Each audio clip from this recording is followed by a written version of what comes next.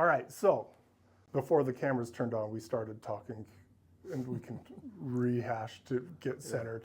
I was telling you, I have very little exposure to Sigmund Freud. I mean, in school, you go over id, ego, superego, and at least the way it was presented to me, it was like, okay, yeah, and it just didn't grab my interest.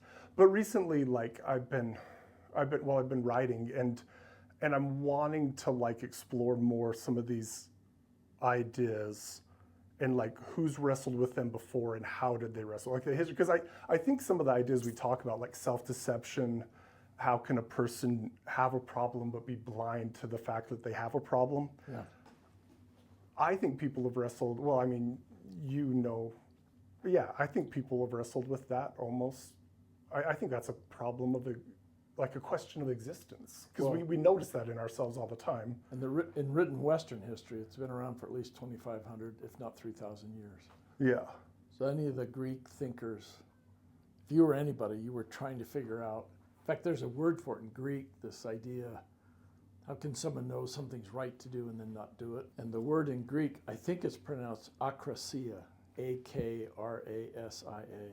Yeah. Akrasia, but that's what they were wrestling with way back then. How do we account for this? How do we make sense out of that? Right. So I found myself on ChatGPT getting a bird's eye view of Sigmund Freud. And we can do this either way you want.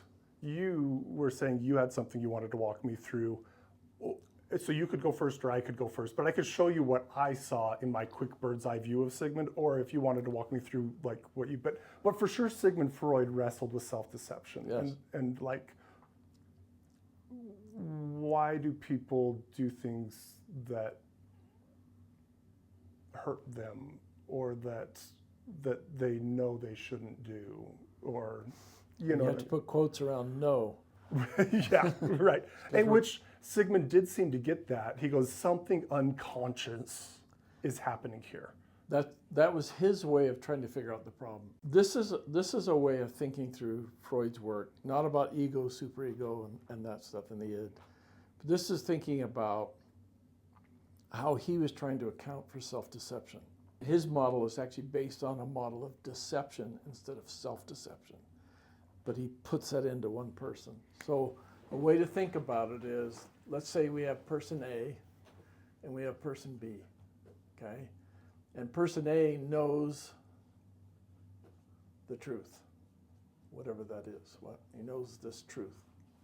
And he deceives, apostrophe S, he deceives B, so B now does not know, not acquainted with the truth.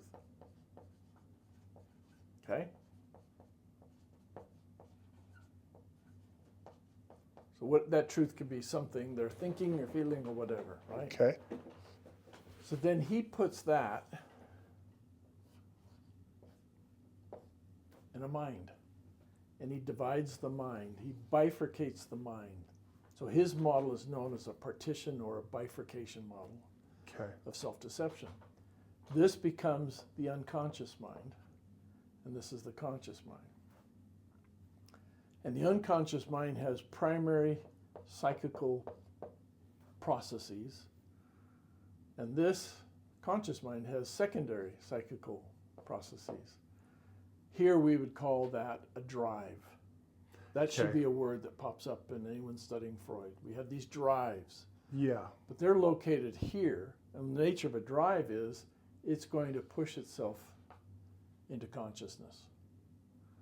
So Freud's idea was the conscious mind would find that thought, that idea, reprehensible, and so it would repress it.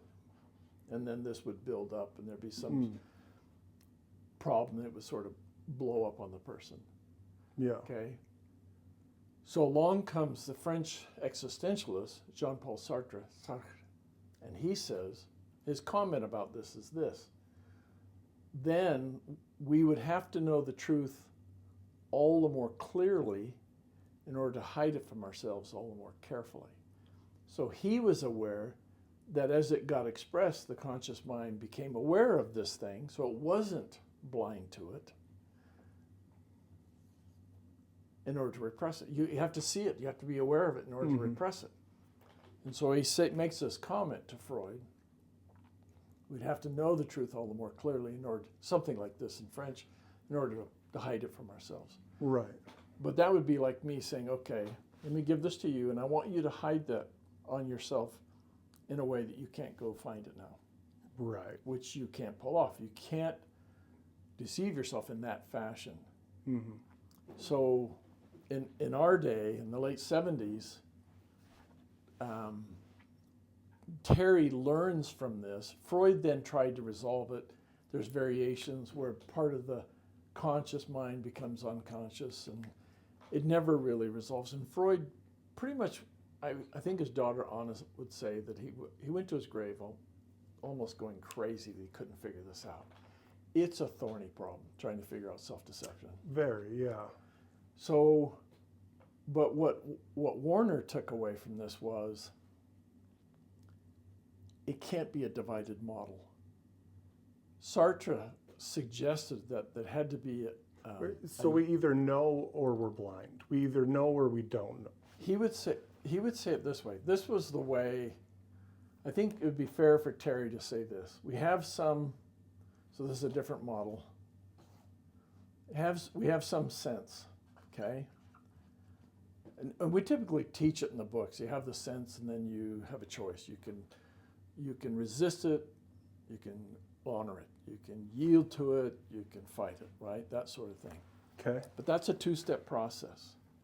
And I think what Terry would say is the very way we experience a sense is to already be yielding to it, or the way I experience it is to already be resisting it, to be betraying it. So in the very experience of the sense, I'm already, and this choice keeps me non-self-deceived, and this choice has me become self-deceived. It distorts the experience. So there's something innate that happens almost. Well, it's one thing, and that's the toughest piece to wrestle with. Right. It's not sense, which is interesting because if I'm wrong, Arbinger, and probably because it's hard to teach it at this level, but Arbinger doesn't actually present it that way. They present it as sense choice. Sense choice, that's right. But you're saying that in actual application, which this resonates with me. If I look at myself, when I make a bad decision, when I betray a sense or something I think I should do, it does seem to happen almost. Well, even to say it seems to happen almost click, like there's a sense and then this thing happens, right? The sense is distorted in the experience of it. In the experience of it. In other words, I'm sitting there last night, for example, we're feeding 20 people, family and others, and there's dishes at the end, right? We had a lot of paper plates and some plastic cups, but there's still pots and pans and some dishes, right? And I'm sitting on the couch and I'm going, all I feel is, I'm just too tired to even get up and help. Mm-hmm. Guess what I felt was right to do? Get up and help. Get up and help. But I experienced it already as it's too much You to ask. experienced it with the excuse. Yeah. Yes. Notice it's not separated. With the excuse. With the justification to not do it. And it's not like those are two things. Those are one thing. I'm experiencing it resistantly. I'm experiencing it excusingly. Experiencing it self-excusingly. Right. This shouldn't be asked of me. Right. No one could ask this of me. After all that I've had to do today, what I've been through with all these grandkids, oh my heavens. So is it a mindfulness work? I mean, if we're, because by the moment that you go, I'm too tired to do the dishes, you've already built the framework, you've already rejected the sense, you've already said, I don't, or you're proposing, I don't need to do the dishes, Yeah. right? There's others here. Yes. But notice this. If I yield to it, I'll be doing one kind of mindfulness. And if I resist it, I'll be doing a very different kind of mindfulness. The way that I've always talked about this is that the objective changes. Yeah, I'm in it in a very different way. So when we're yielding to the sense of what we should do, when we're yielding to our sense of right and wrong, right? Which even our sense, that's hard because I have to differentiate my sense when I'm justifying things and my sense when I'm yielding to a true right and wrong, which almost is. You can see why Freud had a hard time with Yes, this. Like I it's had a hard difficult. time with it. It's very difficult. It took me decades of, even when Warner presented it, there were so many. Well, I would put it this way: I had betrayed myself. It had become habitual for me in my life, and so it wasn't a matter of simply hearing some new paradigm and all of a sudden seeing it in the right way and oh, I've got it now and I go forward, right? Because every bit of Terry's paradigm was seen through a resistant way of being. Justifying. Yes. Yeah. So Yeah. So whenever he'd come up with things, I kept looking for reasons that excused me from this being a self-betrayal. Well, I always love telling the story that now that I've wrestled with these ideas for 25 years at this point, right? And now that I'm here, I do find it very comical. The first time that this was presented to me, it was in an Arbinger workshop. It was done in a very, it was presented to me very well, right? Okay. And even as I was listening to it, I go, this makes sense. It resonates with me. I like it.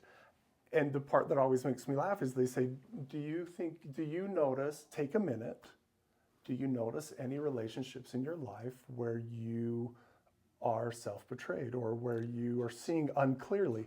And I sat there as sincere as can be, and I looked at Ted Biggs and I go, I don't think I do this. And I meant it.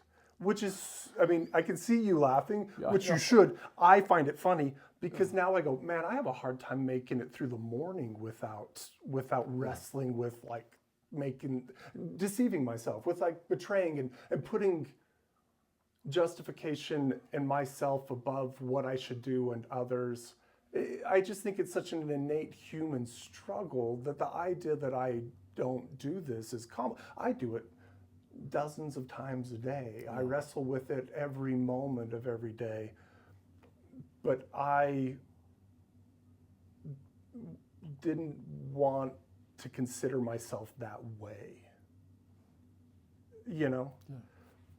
Which is interesting because that's so similar to my experience. Okay. I immediately began looking for people who were doing this. Oh yeah. Well, that's the thing. I could see it in the world, not in me, but like I could see it all around me. Yeah. It did resonate with me. Yeah. So I had actually a pretty fascinating experience around that. My wife had a sister-in-law who, in her second child, I think, I'm trying to remember, this was a child who cried 23 hours a day. Today, I think the doctors would say, well, acid reflux or something like that. Something was going It on. was called colic in that day. Yeah. It was just this thing, right?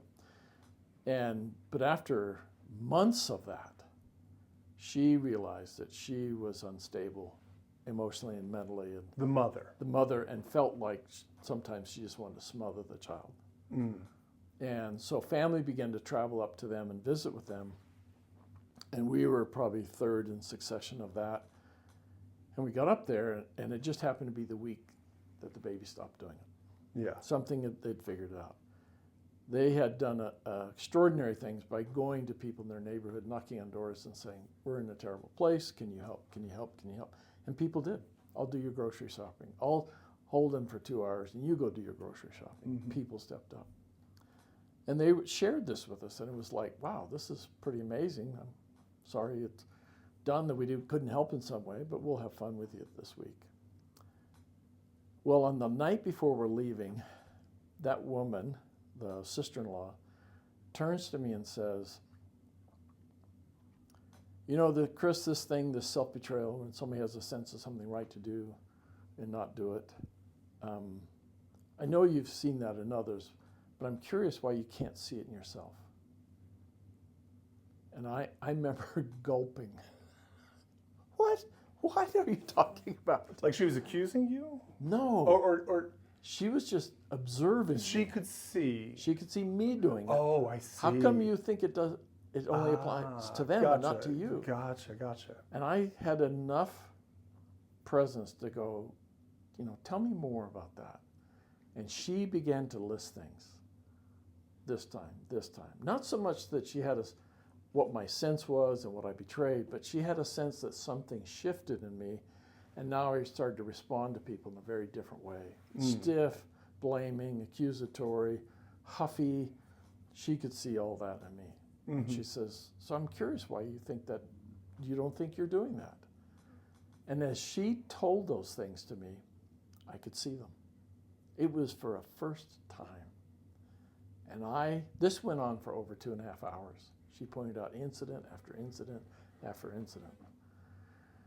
Finally, we go to bed 1:30 in the morning or something like that. And I kind of felt like my wife thought we could have talked about further. And rightly so. Okay? So that was a profound experience because I felt throughout it, she was just loving me. This totally came from a place where she deeply cared about me. That was remarkable. Okay? 8 months pass, family's getting together, they're having a little family reunion. We arrive a day after, and I seek her out immediately because I want to know, does she still love me? And she warmly embraces me and says, yes, but I need to tell you something. And my heart almost stops. She said, I've shared that story with several in the family, and 2 of them said, yes, it's about time somebody got Chris. And I was devastated. I was not defensive. I was just brokenhearted that I had that. That other people had experienced you that way. Yeah, and it had been something really hard for them, and they were now responding poorly. And I'm the generator of that, right? They have agency, comma, but they weren't doing this in a vacuum. They were doing this in response to me. And I said, would you be willing to share with me who they are? And she said, I am. It's your sister-in-law, and it's your mother-in-law.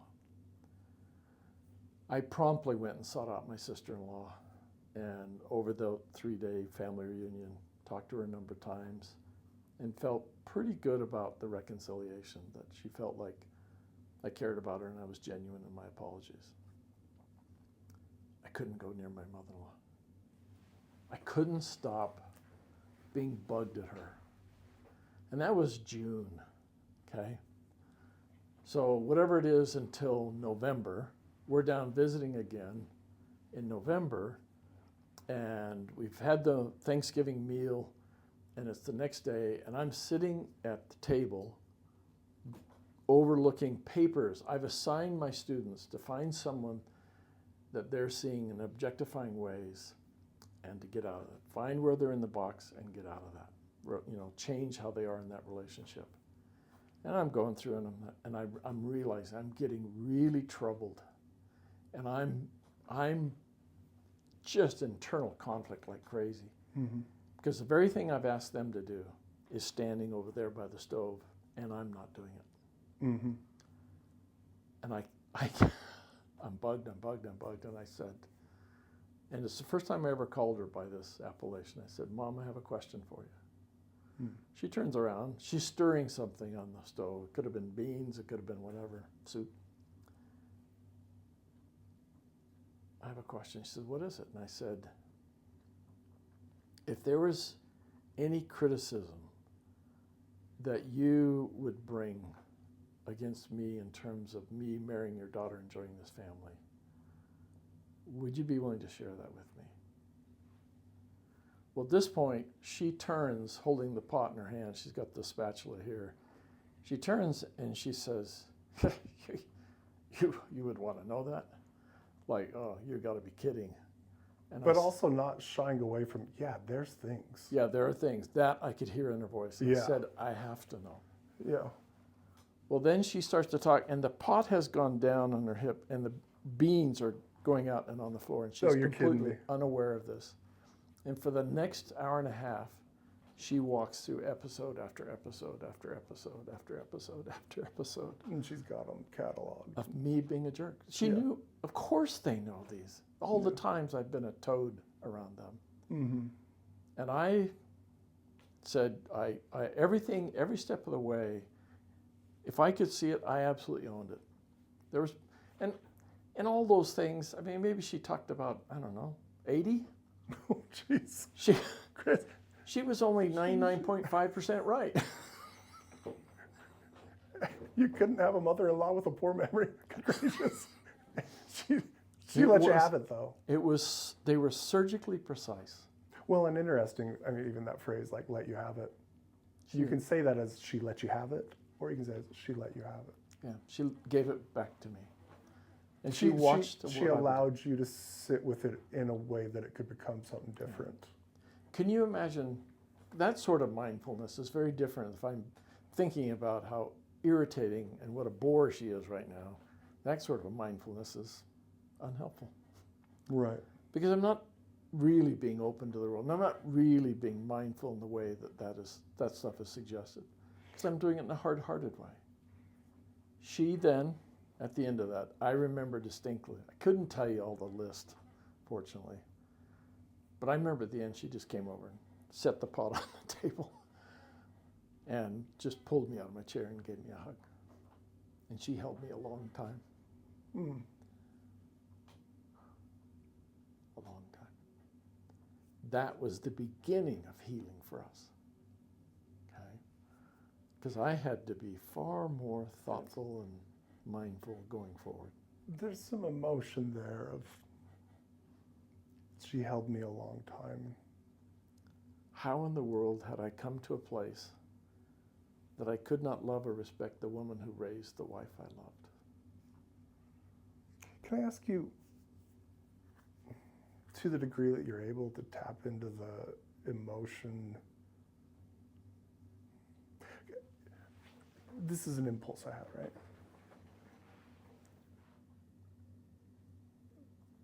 Whatever you had done to be rude, judgmental, hard, Critical. it came from a place, right?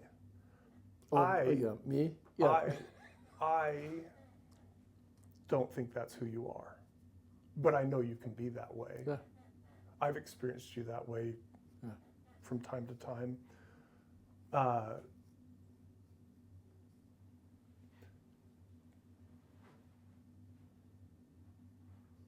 But when she held you for a long time, I get the sense that she gave you something that whatever the need to be that way was healed, was taken away. And I'm curious if you have any thoughts about that, I guess. It's just like the way you told that story. I remember things running through my mind at that time. And I'm holding her and she's holding me. One of the things is she's only 12 years older than me. Mm. And I went, why does that matter? And she'd never been to college. And previously I'd thought, wow, she learned her parenting from Good Housekeeping magazine. Right, you were. I yeah. could feel all those things just washing away. Those were wrong criteria by which to assess this woman. She had a wisdom to her. She had a wisdom to her. She had a value. She had lots of wisdom to her, lots of values I mean, to her. she created your wife who, I mean, Not just created, she taught, she corrected, Well, she struggled with. that's what I mean by created.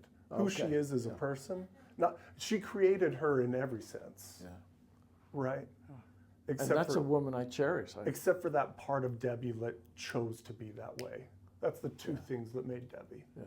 A mother who saw her and treated her and interacted with her in a way that your wife really is truly.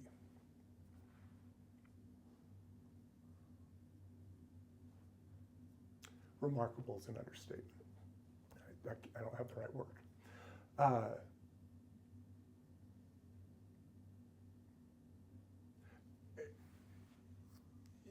You came to terms with the fact that your wife and your mother-in-law were the same or inseparable. Inseparable. That I they can't embrace the one you without couldn't embracing the you other. couldn't pull them apart. You couldn't separate. Well, this is her and this is her. Yeah, no, there's not a distinction in that way that can be made. Yeah. Now, look, Debbie does things differently than my mother-in-law. She's made certain other kinds of choices. But if you took your mother-in-law out of Debbie, I'm not sure I'd be as interested in Debbie. that wouldn't be Debbie. I wouldn't be Debbie. Right. And vice versa, if you Yeah. took Debbie out of your mother-in-law, which is an impossibility. But Yeah. anyway. So, So part of that is, one of the legacies of Freud is the idea that deep down a person really knows, because that was, the truth was here in the unconscious, so deep down we really know. But Warner's version of how to account for self-deception is, no, every aspect of me is deceived. Every aspect of me is distorted. My need to be justified, my blame of others, my thoughts, my feelings, my memories, my values get used, right? I use values to devalue others. So I exaggerate my virtues and I minimize yours. I exaggerate your faults and minimize mine. So it's not like these are steps I do in order to do this. This is what the state I'm in, the mindset I'm in, that when I betray myself and begin to objectify others, when I go against what's written in my own heart about whatever that is, whatever I've accrued, pulled in, acquired across a lifetime, and that's a living thing. It's not a fixed thing. And well, when I go against that, when I go against my very internality, I get distorted. Every aspect of me, I twist all that. yeah. One of the fondest memories I have about all those teachings was a reminder that twisted, that's not who I really am. Yeah. Which I thought that's what you were pointing at. Well, It's a distortion of who I am. yeah. You talked about your father who took his life and the anger you had towards him and this recurring dream where you would see him and pursue him, but you could never catch him. Never catch up. And it was after or in the process of forgiving him, which was more accurately put, asking his forgiveness. Seeking forgiveness. Right. It was after that you were able to catch him, to catch up with him, to encounter him. And you talked about, I'm trying to think how you phrase it, but you say something along the lines of you felt everything turn. Yeah. All that hurt turned. I heard that in that story with your mother-in-law. Yeah. That turning. It had that again. And I've had a bunch of those across a lifetime. Some of them small, some of them big, like that with my mother-in-law. And part of what helped was I was actually up in Alaska teaching a seminar. And I told a story about her reprehensibility, okay? And it was that I was always bothered that she would have these little bowls of candy out. And with our young children, kids would gravitate to that, and then they wouldn't eat their dinner, and that was annoying. And I thought she should know better. And I mentioned to her on one occasion, and she patted me on the back and said, "You'll understand better when you're a grandparent."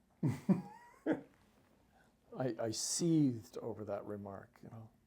Well, she dismissed something you felt you really knew. Yeah. That's not the right way to be. Yeah, and I thought a lot about Good Housekeeping magazine on parenting, and she's only 12 years older than I am. I thought all that stuff. Yeah. She doesn't know anything I don't know. So one night, she had gone to do some grocery shopping, and Debbie and I were going to go out to a movie, and we'd recruited her sister to babysit the children. And so we went out and saw the movie, and when we came home, I think it was like I don't remember the time of day, but I just trying to remember the sequence of events. We came home later, and I know what I did. I'm sorry, I'm missing a point of the story. I took the 2 candy bowls and I put them on top of the refrigerator. Okay. Get them out, so out of sight, kids can't see them. And we came back home later that night, and there were 4 bowls of candy out. She had doubled down. Okay? So I'm telling the story up in Homer, Alaska. Okay? And on the break, a man came up to me and he said, Chris, I have a question. Oh, yeah, what's your question? I was hoping he was going to ask me a theoretical question. I'm ready for that. He said, how tall is your mother-in-law? What? I mean, I couldn't figure, I wanted to figure out why he was asking that. I said, she's 5'4". He says, yeah, I was wondering that maybe when she came home from the grocery shopping, she's putting things away that she can't see what's on top of the refrigerator. And she noticed that the bowls are gone. She just thinks the children have eaten them and they've been washed and put away. So she puts out 2 more. Oh. And then someone else says, oh no, they're on top of the fridge. And so she puts them all out. Right. And I It have wasn't a doubling down. It was I have this just, horrifying experience where I'm going, how could I be so wrong? yeah. What set of lenses was I wearing that when I look at this situation, I'm already interpreting it in my favor and against her? Right. That it's just all the more evidence about what an incompetent parent and grandparent she has been. Yeah. So his question, how tall is your mother-in-law? Can you think of a stranger question to ask someone to have that self-deceived world crumble on you? Well, he was curious. Yeah. And you knew. Right. Like, he's going, well, what are the possible reasons for 4? And what if she's not responding in this way? And In the way you how, think she how, would. how might that have happened? Yeah. Right. Yeah. And his curiosity. You have to realize, he could picture the little kitchen. Yeah, yeah. He could see her in it. And he's going, It oh, is is a- this it a is a shocking- 6-foot tall woman? Is this a 5-foot It's tall a woman? shocking level of curiosity. He was It's very, one of the ways. Actually, it's a gentle form of curiosity. It was so gently asked. One of the ways that this gets divided, we're using, well, what are we using? But there's several ways to kind of talk about these 2 mindsets.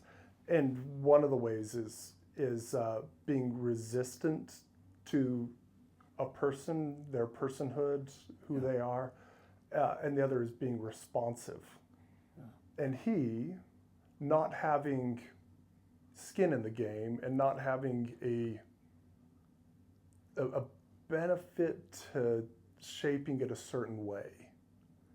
He just tried to put that scene together in his mind.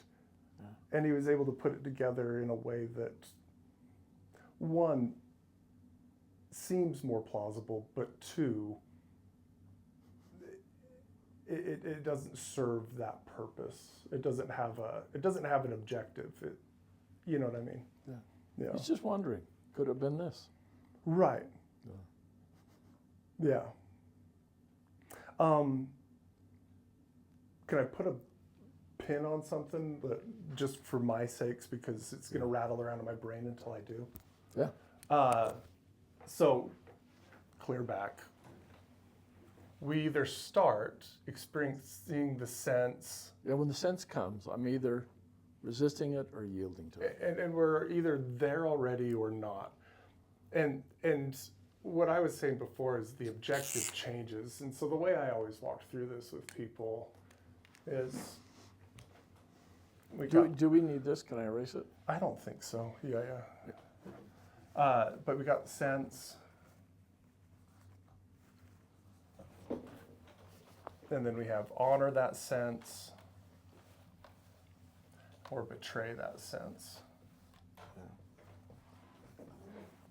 And your point that hung up Freud was that this happens together. It's a unified act. Right, either here or here. Yeah. But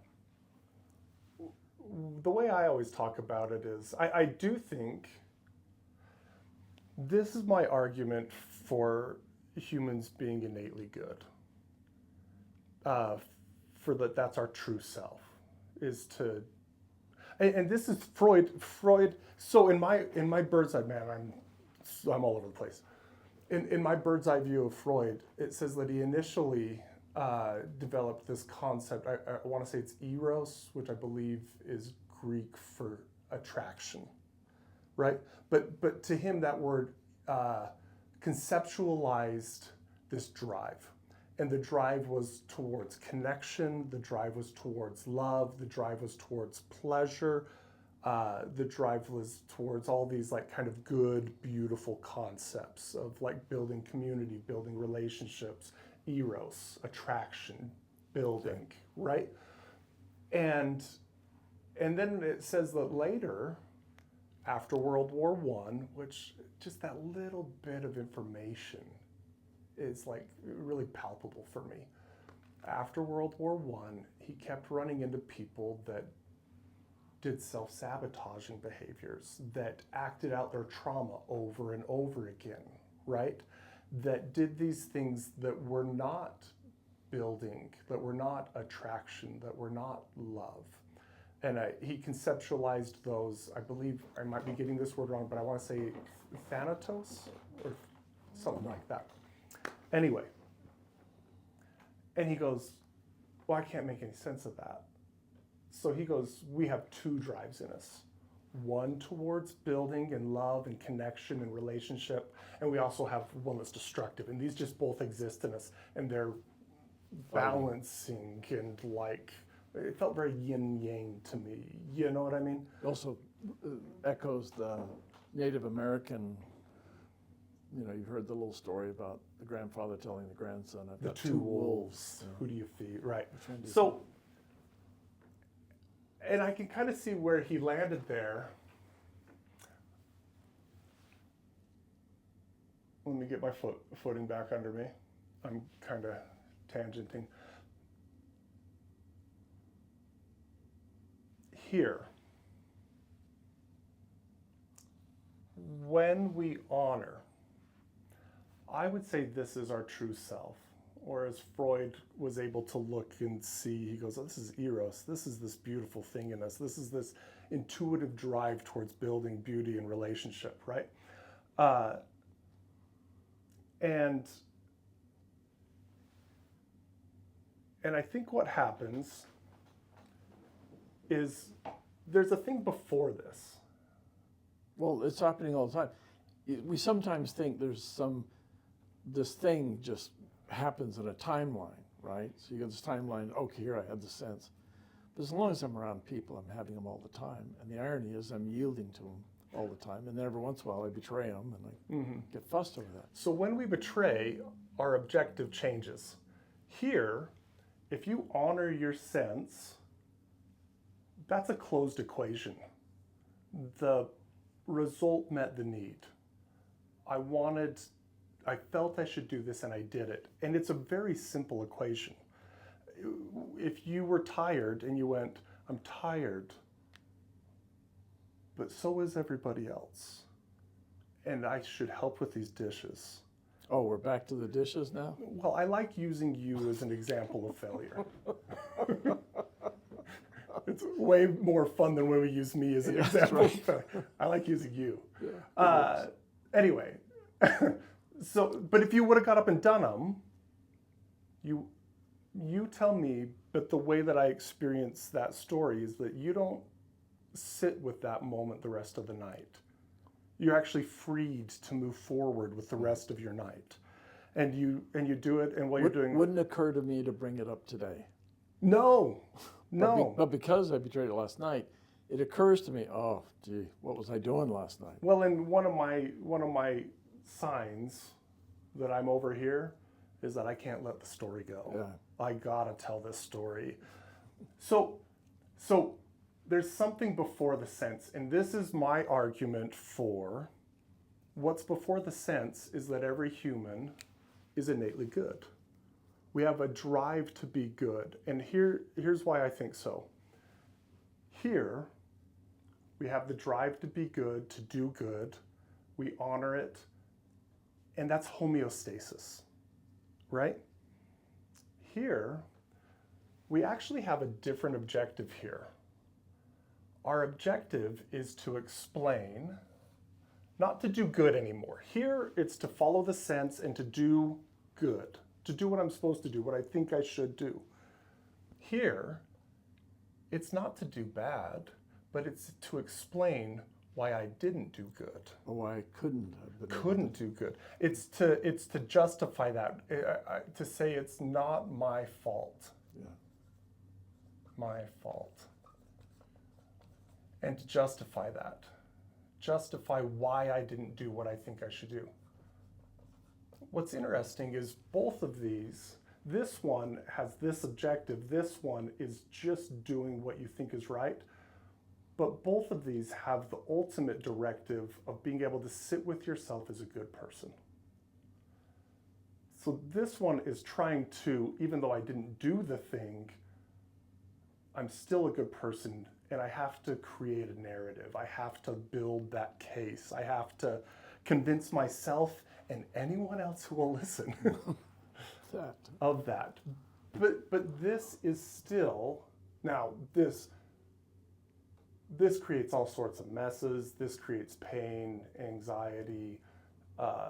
It creates all these problems. But I still think the thing driving it is, I want to be a good person.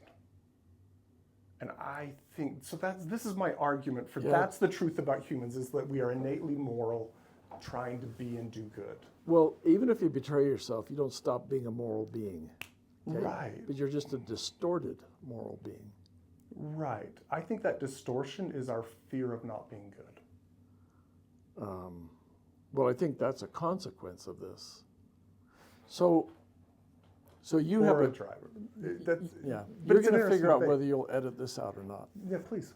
The thing about what's the nature of man? Is he inherently good? Is he inherently evil? That sort of thing. It's actually a tiresome question. Okay. Okay.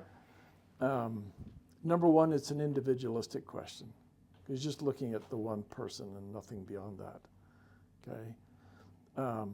But humans have this amazing capacity to do good and also this amazing capacity to do evil, to do wrong, to hurt others. So I tend to want to think about that in terms of relationships. Because who we are relational beings, right? We're not separate, distinct beings like Rene Descartes talked about. That we by our taking thought, we bring our consciousness to bear and we become a person. No, this is all done relationally, right? So, sorry, I lost my train of thought. What was I talking about? Oh, the nature of man. So we have the capacity to do both. But the truth is, I actually think we're beings in need of a transformation. And we need another being for that. Okay. It's what Levinas would have called capital O other, the other. And so you have this other being that makes possible our ability to betray ourselves and make a mess of ourselves and be transformed back into a being who will honor our senses. So it's restoring us, it's redeeming us. And obviously we're loosely skirting. I mean, we're talking about like Christianity. Right. Do you see this? I'm trying to. I always sorry, this is a little tangent, but whenever religion comes up, I have this idea that religion forms. When we look at all religions, that it forms in humanity wrestling with these unifying battles, meaning we all struggle with this. We're all trying to solve this. We're all trying to figure this out. Yeah. There was my son-in-law went to University of San Diego, which is a Catholic school down in San Diego. And at the graduation, we went down this long hallway to where it was going to happen. And going down the hallway, they had placards this wide and 2.5 times as tall. And on every one of them was an amazing saying, quote from Hinduism, from Buddhism, from Judaism, from Christianity, from Right. and it was stunning because as you went through and you saw those, you saw everyone Trying to solve this. Yeah. trying to figure out how do we figure out how to be with each other in this world and not make a mess of it for each other. Yeah. That was profound for me. Yeah. You and me too, we come from like a Christian background. It's religion, in my mind, is the culmination of people wrestling with the same thing over thousands of years. And you can find it very, very important for that to be true, right? Or to be untrue. Or for it to be untrue, right? But I can't help but I can't help but be curious about the wisdom. And that's why not just Christianity, but all religion I find fascinating, because it seems like the combined result, not just of my experience in my short life, but of a history of people, of thousands of people that have sat with this idea, and bit by bit it's been refined and tuned and turned And distorted and started again. right, and distorted. To your point, I think religion's been used to do horrific things. Religion, just like the ideas that Warner has, they all could be weaponized. I weaponized them for decades. Yeah. Went around finding everybody else's where they were self-deceived, not where I was. Right. So, And not saying that religion or Christianity or, Muslim or Hindu or Buddhism, not saying one's right or wrong, but I guess it's just each individual person is going to have a filter through which they've experienced those, and that's going to deeply inform the conclusion they come to from those. so I was thinking about where I got started with this, which Yeah, you're please. talking about we're good or bad by nature, and I think that's an individualistic question. It takes one human and trying to make a decision about that. So there's another way to come at that, which I think is robust, which is because we're relational beings, who we are is who we are with others. Okay, but quick pause. What if I say I am a moral person, but in my conceptualization of me is already built that who I am is also relational? I'm just saying I don't think they're mutually exclusive. That I think I can say I'm a moral being and I'm a relational being. I'm a relational moral being. Yeah, I And would say that. if we start from there, Yeah, as long as we don't separate out relationship, right. because yes, Look, where did can't- I get all the? In order to be a moral being, you have to have all these sort of ways of assessing and making judgments about the world you're in and what things are done and whether they're right or wrong. That's what moral reasoning or ethical thinking is all about. So I can no more take that out of me than I could take the fact that who I am is someone in relationships. Right. And I acquire all that stuff about morality. I acquire that from the relationships. As I grow up and acquire a language from parents, I get a body from parents. As I acquire the emotional, the social, the linguistic repertoire of my world, Yeah. that's where, because of who I've been with, that's the kind of things that are in me for my morality. Yeah. It's not like we came born with all this stamped inside us. It's interesting.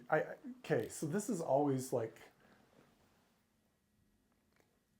I have a love-hate of these moments with you. And I'll tell you this, and I don't know what it is. 95% of the time we talk, me and you, our belief Venn diagram, I do think we got to be Like that. rocking 90, 95. We're highly overlapping in like our belief systems, right? And then I say something, and you're going, Well, no, it's interesting though. It's interesting when I feel pullback from you. And part of me hates it because I go, oh, but Chris, we were agreeing and it feels so good. But then and I really mean this, there is a love of it because I go, oh, I am on uncertain footing right now because I'm being challenged, and I'm being challenged by somebody that I respect and admire, and you know what I mean? And I do see the opportunity there. Like I go, oh, this is how we learn and grow, it's only in the uncomfortable places that we grow. I think, right? Or it's at least there's a greater opportunity for it. I don't know. if we'll pause and go, wait a minute, why is this uncomfortable and this and that? But I can begin to learn something. I think sitting in this uncomfortability, to me, it's been incredibly beneficial and meaningful to orient my perspective of myself and others as at our hearts, all of us want to be good, right? And tell me if I'm catching this.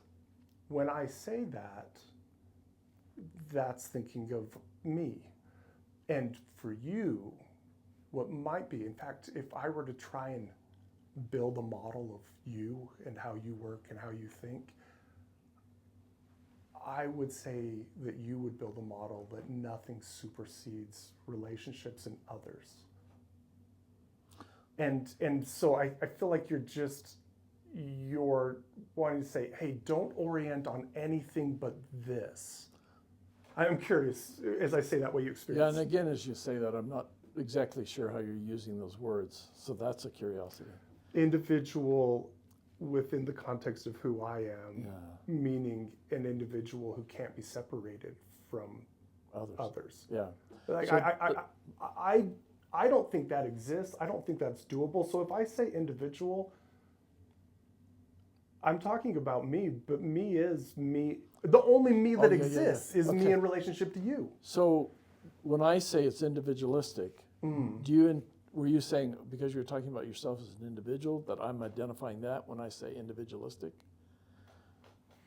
Because the way I use the phrase or the word individualistic is,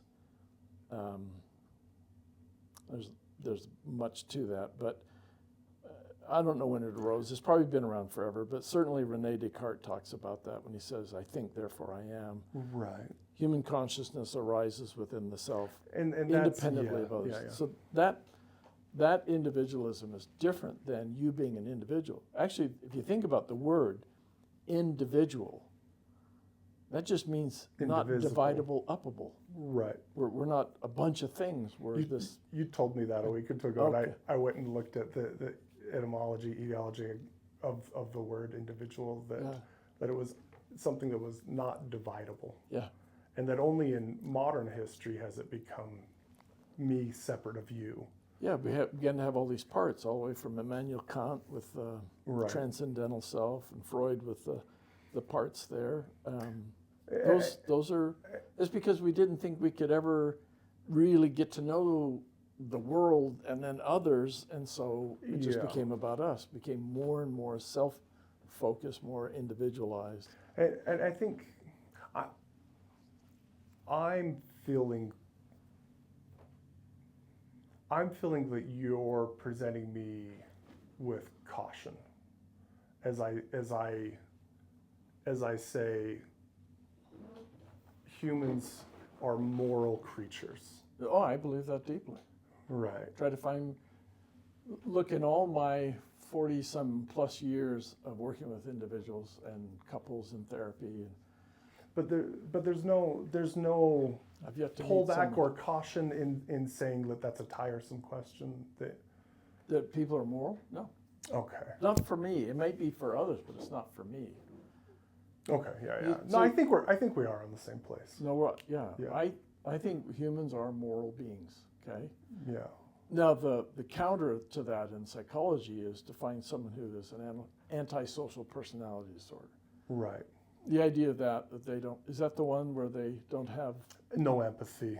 no empathy, no morality, no Right. right and wrong? that sort Which, yes. So across 40 plus years, since 1982, 44 years of meeting with clients, I think I've had 7 clients who, in being referred to me, came with that diagnosis. Right. And in 5 minutes, I knew the diagnosis was inaccurate. Right. Same thing. We run into this with, I believe both of us don't believe in the diagnosis of narcissistic personality disorder. Well, in this one, it was easy Yeah, okay. because in 5 minutes, as I'm asking them about their life and what's going on, they gave me justifications. Right. If I don't have a conscience, Why do I need to justify? I wouldn't have a need. It won't occur to me to do Even, that. you know what's interesting? Even Ted Bundy, okay? So, and I've always, I'm embarrassed about this, but I do get sucked into this curiosity of these like kind of horrific characters. And I'm always trying to like figure out what that is and how do I reconcile someone who murdered many women. Yeah. But it's interesting when you talk about that, like even, and I find myself going, okay, maybe sociopathy exists. Maybe antisocial personality disorder, narcissism exists, but it's incredibly rare to the degree that it's maybe 1 in a billion, like a Ted Bundy, a Jeffrey Dahmer. But it's interesting that even within those characters, which also there's science of like legitimate brain damage, like something legitimately may not have been there. But even in those characters, Ted Bundy, as he gets to the end, he's trying to extend his life. And there are these tapes where his last card to play is to say, I know who died and where they are, and I can give these families like closure, right? And it's interesting the way he does it. Because one, he will not say it's him. He will say the man. The man did this, right? And he doesn't want, so he's at a prison, like where you commute, a prison visiting station, right? And it's got this little place, but there's guards there too, right? He doesn't want the guards to hear it. And so he's trying to preserve his life, and it's the only thing that'll get him to own these things. But he leans and he whispers, so just the detective can hear it. And he says what happened and who they are. And he still won't say it's him. He'll go, the man did this. This preservation of how people see him. Well, that's not sociopathy, or not sociopathy. That's not psychopathy, right? I guess it is in the way they portray it of like this ego, and they're the only one that exists and others don't. But still, there's also a note of what you're saying of protecting, hiding how people see you, and not wanting to be seen a certain Managing way. that. Managing it. And so it's really fascinating and justifying, and anyway. So when I go back to where we started, self-deception, it has a terrific way of beginning to see. I don't know Ted Bundy very well. Probably the person I know better by reading is the person mentioned in the book, a human being died that night. Mm. I can't remember her whole name, Pumla something, South Africa.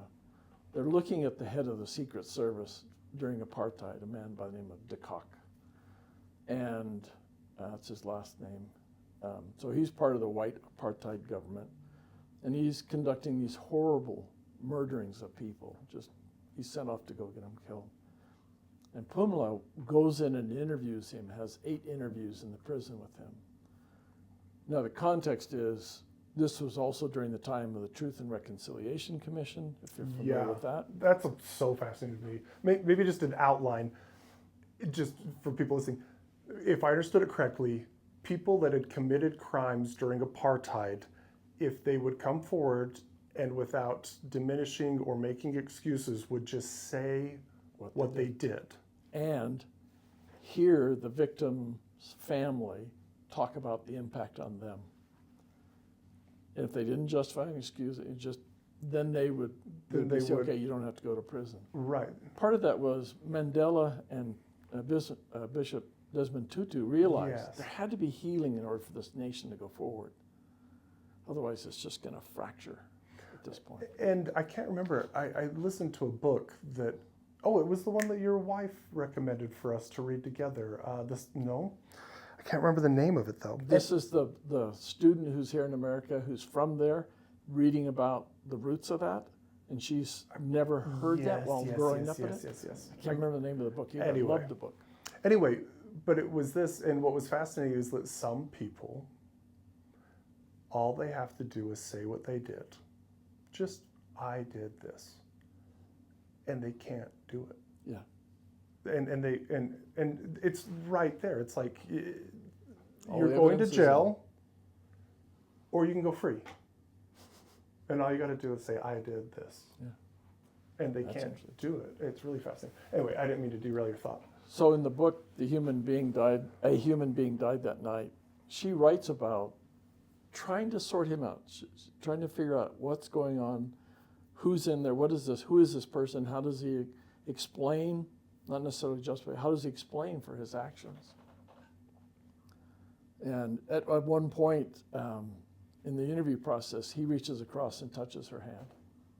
And she freaks because she realizes he's right-handed, and that's his trigger finger that he's used to kill people with, and he just touched her. And did he do that for a purpose? And the answer is yes. So she struggled and doesn't answer it except to come to the conclusion she thinks that self-deception is the only explanation for what was going on, how he had seen the world so distortedly. Right.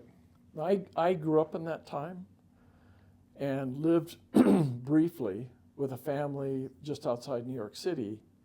He was attached to the embassy from South Africa, Republic of South Africa, to the UN, and he was Caucasian, he was Afrikaans, very justifying of it, and that's why my stay was so brief, Yeah. because we had terrible arguments about that. Yeah. As you might imagine. And, This and crazy those, kid. those are where people can't find their way out. There's a really cool book. I think you'd like it. It's called The Sun Does Shine, and it's a wrongful imprisonment story about a young black man in Alabama, and he was convicted of a crime he didn't commit, of doing a robbery in which he murdered somebody. Does this have anything to do with Brian Stevenson? Was he attached to? Was he the lawyer in it? Or? Possibly, but like the name's Tell not me the connected. name again. The name of the book's The Sun Does Shine, and I can't remember the characters. I read it a while ago. Okay. But what's really fascinating is he spends he spends years on death row. Ugh. And on death row, there is a white man who is in prison for a crime he did commit. And he was a member of the KKK. And he murdered, and I don't remember the exact details, but he murdered black people because they were black. Yeah. Right? The book itself, I've heard a lot of wrongful imprisonment stories. I used to listen to a podcast, and I just heard a lot of them, and they kind of all have these components to them, and they're profound, but if you hear 100 of them, they start to kind of, okay, like I've heard this story. So the book itself didn't carry me super deeply, although it probably should have. It's just that I've heard a lot of wrongful imprisonment stories. But there's a part in that book.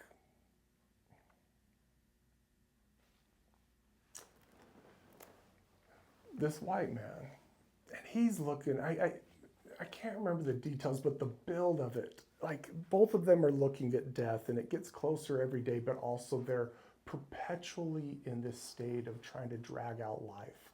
I mean, he's on death row for like 17 years. You know what I mean?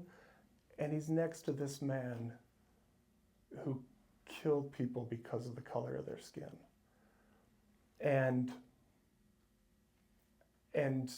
But he has to live next door, share a cell, and he doesn't have a lot of options. They're all death row inmates. Most of them deserve to be there. There's a certain quality of like what options he has around him. But the man next to him is a good man. This black man, the book's about, right? And he's just experiencing him for 17 years, it changes him. The white man? The white man. He experiences this nice black man who maybe at first was a little distant, but over 17 years, he just treats him like a person. And he gets to know this person. And I think it was right before he went to his sentence to be put to death, this white man. And he tells him, I don't know why I did the things I did. I was told something that was untrue. And what I have come and what's coming for me, I deserve. And he says, I'm sorry. It wasn't even something he did to him or anyone he knew, the black man, right? But it was, he did it to somebody that had the same qualifications as this friend. Could have been him. Could have been him, because all it took was being black. That's right. And he goes, I'm sorry. So it's, I mean, all of a sudden I've got stories popping up in my head from all around the world. One of them is the story of Sir Anthony Berry. Sir Anthony Berry was of a certain party in the United Kingdom, and they were, his party might have been the Tory party, I don't remember. They were meeting in the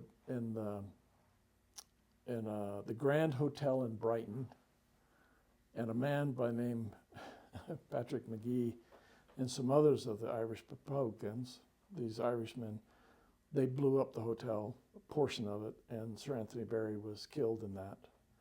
His daughter Jo, Patrick McGee was captured shortly after that and convicted and sentenced to prison for life, but was released some, I think, 14 years later. So it happens in the late 70s or 80s, and he's released in the 90s when they're trying to reconcile there.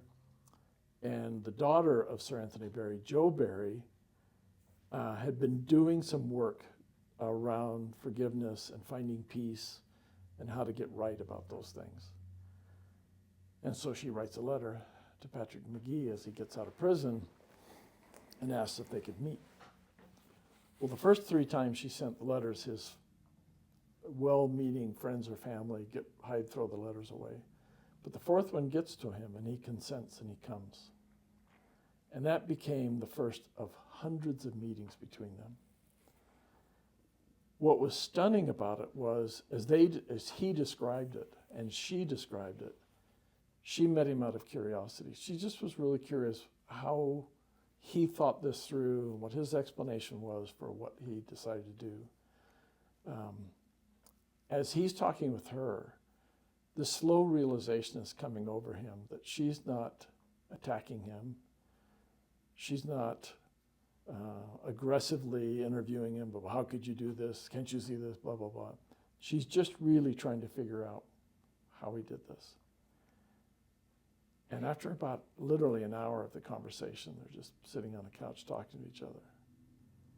He runs out of things to say. He said, I had this realization that this woman is remarkable, that she's coming to me in this manner. And her father had to do with some of her raising. Had a mother too. Right. And he must have been a really good man. And I took his life. Yeah. They met, last time I heard, 250 times. They would speak to people and share what they were discovering. No, they don't fall in love. No, they don't get married. None of that stuff. But they continued to explore that conflict when we have between peoples, and what's possible. I invited Jo to come to the United States, and she came to Anasazi, where we both worked many years ago. She came there when I was doing a workshop. I asked her to come at a very appointed time, and I showed the film, about 9-minute segment of the film. Oh, I can't remember the name of this. I can't remember the name of the film. Sorry, age. I showed that segment of them talking and going back and forth and what their realization was. The film is called Beyond Right and Wrong. Oh, yeah, yeah, yeah. And so I turned to these parents of these youth in Anasazi after showing that film and the reconciliation. I said, if you ever had a chance to talk to this woman, what questions would you ask her? And they went, I want to know, how did she not lash out at him, which reveals that questioner? How did she do this? How did she do that? And the door opens and in comes Jo Berry. I said, let's ask her. For an hour and a half, they just could not get enough of this woman. And one of the things she said about 3 questions in, they said, well, how'd you forgive me? She says, oh, you need to understand, it's really important to take forgiveness off the table when you're meeting someone like this. Who knows if you'll even get there? But when you take forgiveness off the table, you can just become curious and seek understanding. Because forgiveness is, I have to have an objective and it has to be met in the meeting. And it's rarely met when the conflicts are this big. You just can't get to it that quick. And I remember going, I could listen to you for days. The pivot point is what's sticking out to me. Meaning, we're telling stories of times when people can have done deeply wrong things. And what is it that makes it impossible for them to sit with that? And what is it that makes it possible? Oh, that's a great question. For them to sit with it? And the pivot point I see, which we see it in collusion being when we invite from others the very thing we say we don't like, right? Yeah. The pivot point is, let's see if I can do it going through all these. When your mother-in-law hugged you, did she think you were a bad person? Couldn't have. Yeah. There was something happening for both of us. But yet you, if you tell the story, you go, well, I was a jerk a lot. Well, I was. But yet she hugged you and she said, the way she hugged you, the emotion conveyed was, you're not bad. It was accepting. And so you did a bad thing, but you're not bad. And did that allow you, I won't put it in your, did that allow you to change?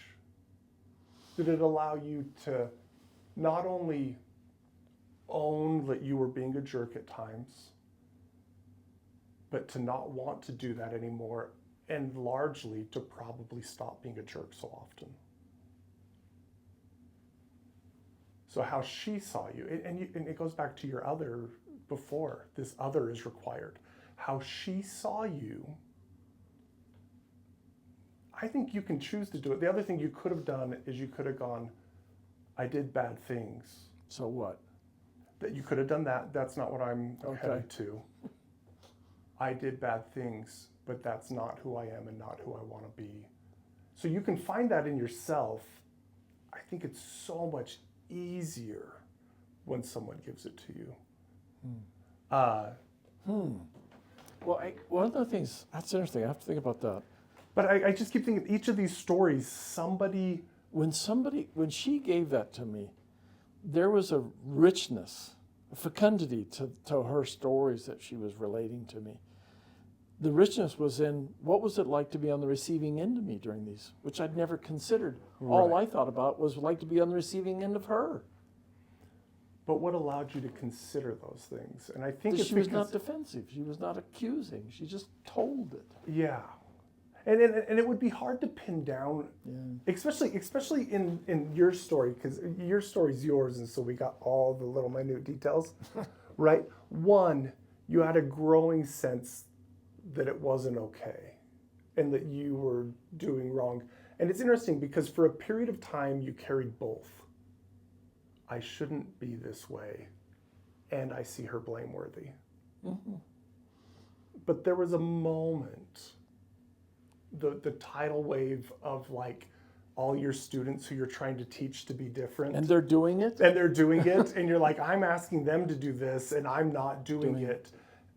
And so there was an offering, like, the thing I find fascinating right now is if you try to pin down where blame lands or where suffering comes from, I find it almost impossible. Because why, if you look at an abusive father, why is he abusive? His dad was abusive. Well, why was he abusive? Well, his dad was abusive. And at some point, you have to just go, suffering exists. And what's interesting here is that I'm having a hard time pinning down where good comes from. Mm. Like, did you do the good thing? Or was it Terry who studied and you learned these things? Or was it the students who inspired you by their efforts to do Was good? it my sister-in-law? Or was it, your sister-in-law? My wife. Or, your love for your wife and how that reflected on your mother-in-law? Or when you talked to her, the way she talked back, like created space, that this isn't who I think you are, but you are being this way. Yeah, they have to, it seems to me, are you trying to say that they have to hold that possibility?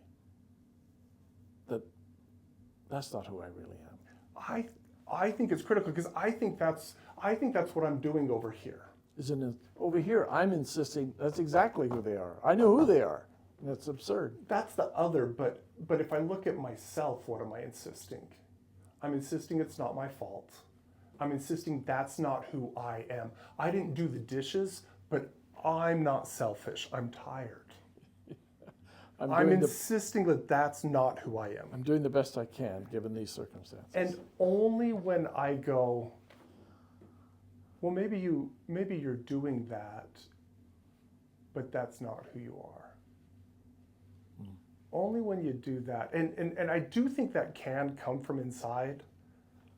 I think it's so much easier because I just notice in my own life when I feel like somebody's, and from here I'm doing it in this very messy way, but when I think someone's accusing me of something I'm not, that's the way I experience it. That's the story I'm telling, and telling it in a very wrong and distorted way. But still, it's only when I go,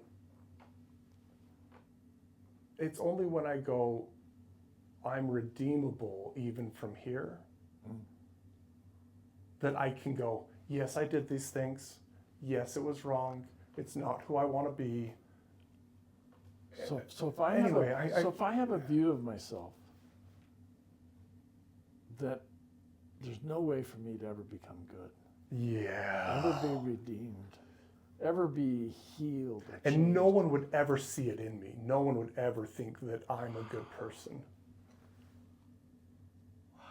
I'm stuck in betrayal. That's so disheartening. Well, and I think we just have this innate rejection of that we don't always handle well.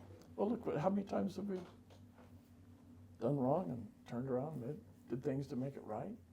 Yeah.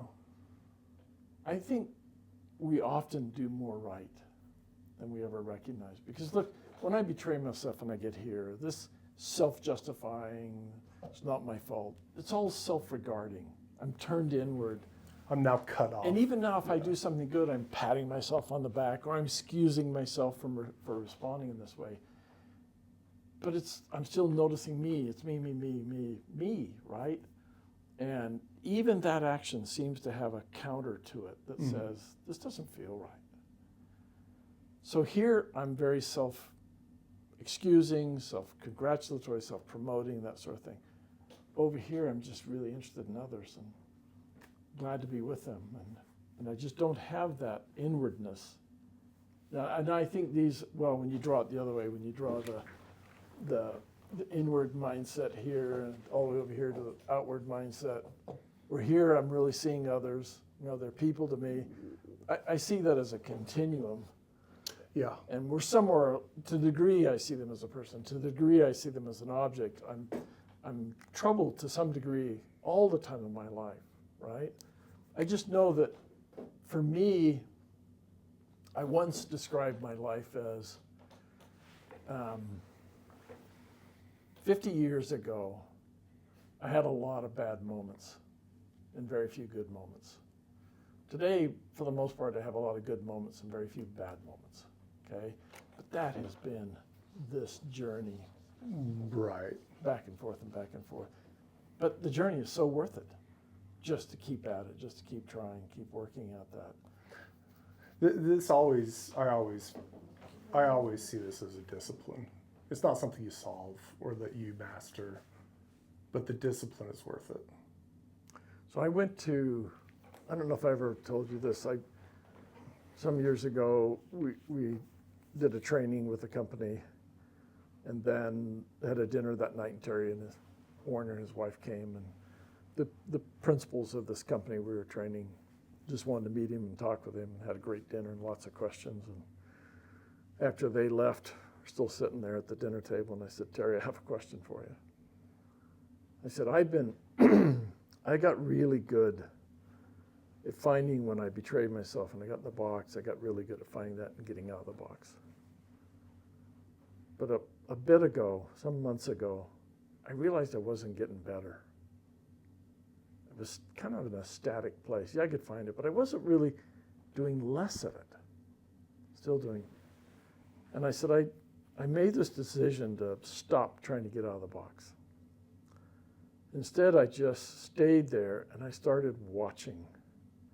And I looked carefully at people. I looked at how they tilted their head, whether their jaw was clenched, whether they were frowning, whether the conversation ended. Did they turn away? Did they snap back? What was going on there? And then I just stayed with that and just kept noticing what it's like to have to interact with me. And then at some point there, I would discover, oh, I'm not in that space anymore. I'm not seeing them as an object. They become a real person to me. I became alive and interested in them and their interiority, all of that. Yeah. So I tell him all that, and he says, I have one word. I said, okay, now I'm curious, what's the word? He said, receive. Other humans are just their very existence is a call upon us. And all this is just a question of whether I'll receive it or not. But one of my favorite, so I recently reread Bonds That Make Us Free, and I want to get it. I want to get it laminated and carry it with me because I find myself wanting to reference it so much. But what he says is, in the moment that you receive another's humanity, the dignity of both you and they is increased in equal measure. So that's not a but. That's an and. What do you receive when you receive others? It's not your intent, but you also receive yourself. A better understanding of who you are. That's interesting. Dennis Rasmussen writes about, how we become human by our interaction with others, and he talks about communication and partly why it's so difficult. And he describes it this way. He says, look, when an adult speaks to a child, the adult, speaks to them and the child receives it.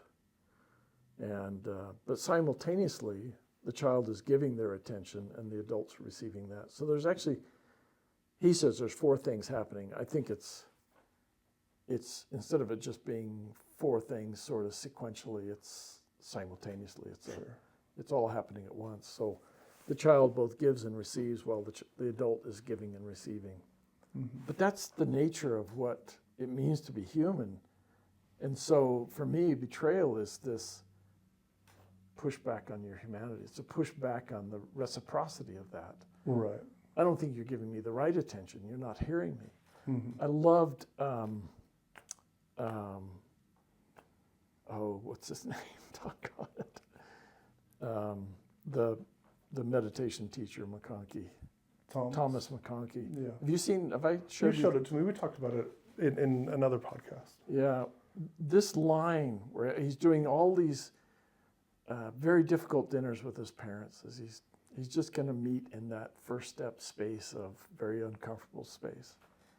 He's driving home off the hill one night, and he said that all starts to crumble. And he said, from that moment forward, I had put much less energy in trying to get them to see it my way. That, to me, was a profound line. And I can't really tie this together, but go ahead. When I'm really seeing a person as a person, I'm not pushing. I don't have an agenda that has to do with them changing or being different from me.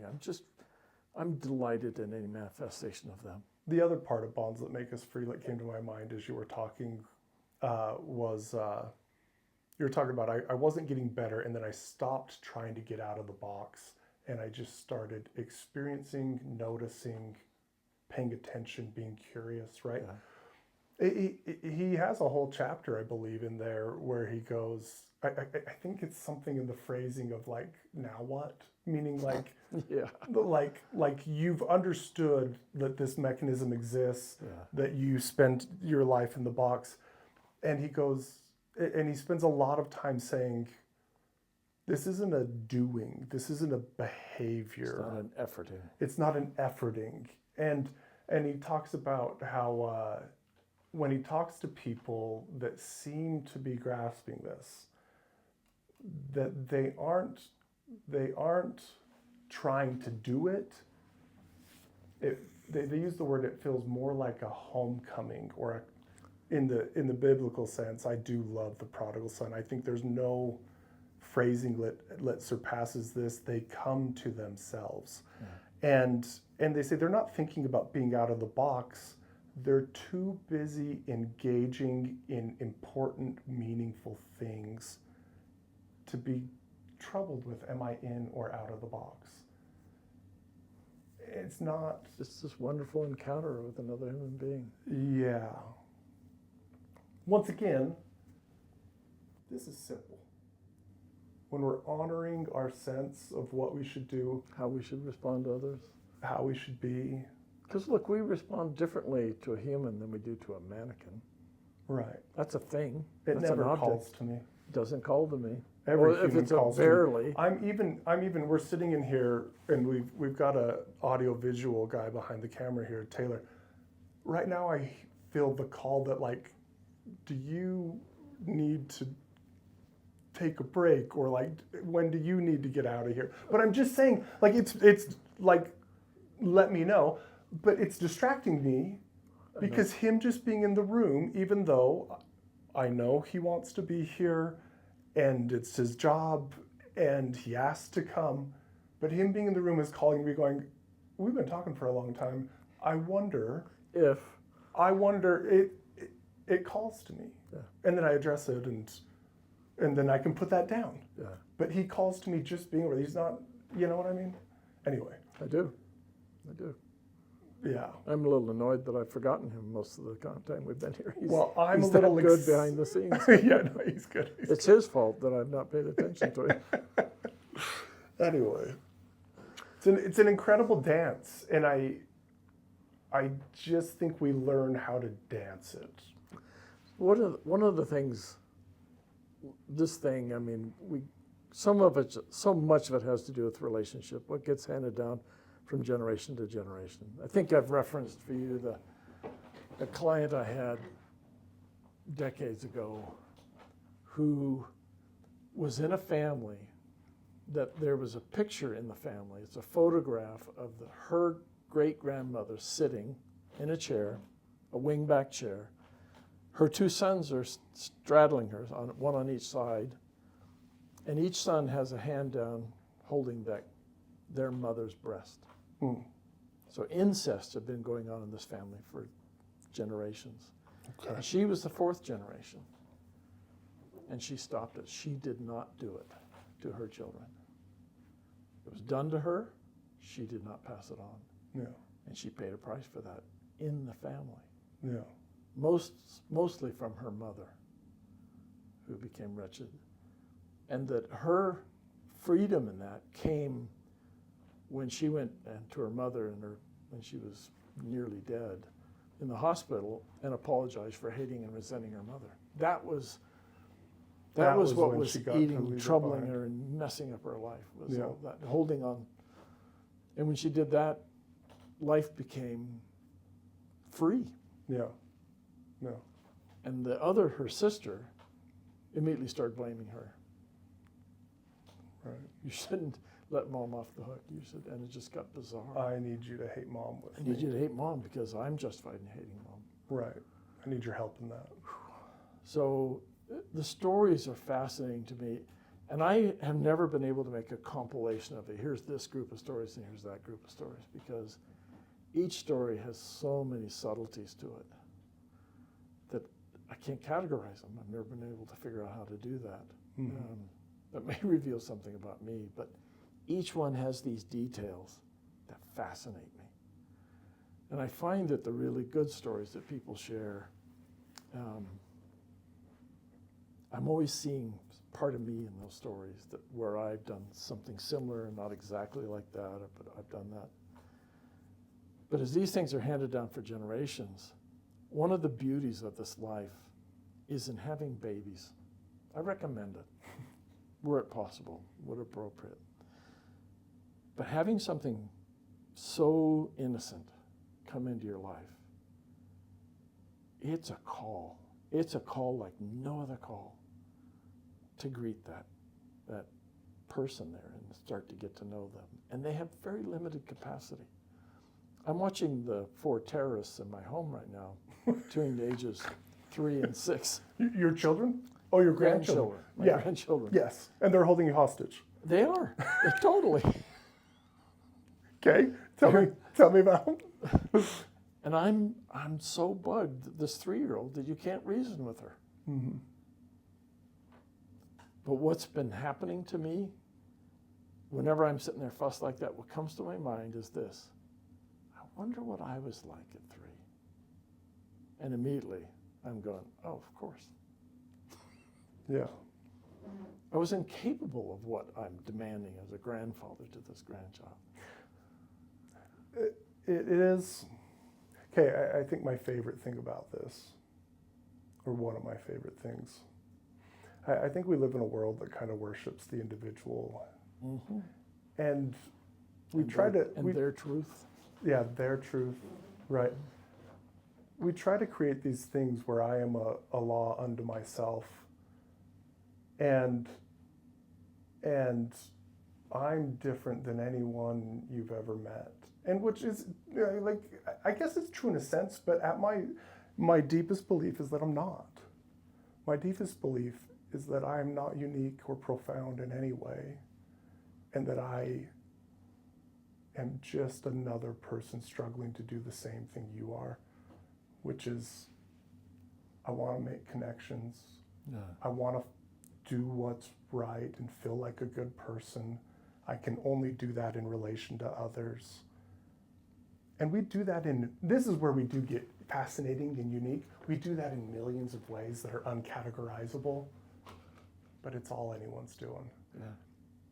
And I'm not special.